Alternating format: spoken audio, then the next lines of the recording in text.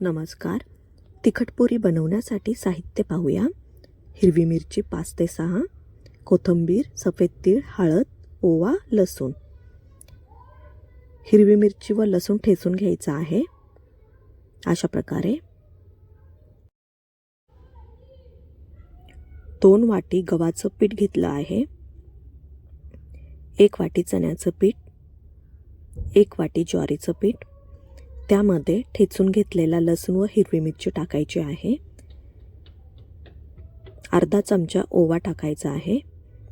1 चमचा तीळ टाकायचे आहेत.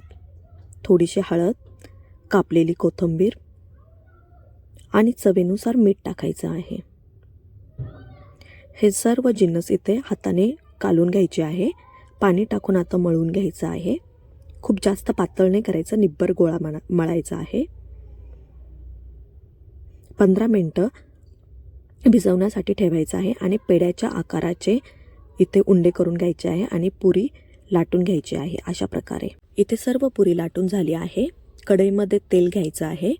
चांगलं तेल तापून द्यायचं. त्यानंतर एक एक पुरी सोडायची आहे. किती टम्म फुगली आहे ना पुरी इथे. पुरीला दोन्ही बाजूंनी उलटून आणि पलटून घ्यायचं आणि गोल्डन लाल कलर येईपर्यंत पुरीला तेलामध्ये तळून द्यायचं आहे अशा प्रकारे. ही पुरी 8 दिवस खराब होत नाही.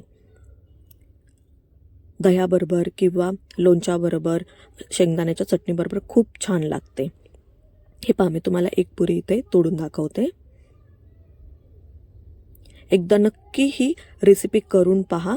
खूप छान लागते चवेला ही पुरी. रेसिपी आवडली असेल तर नक्की लाईक, शेअर, सबस्क्राईब करा. Bye bye.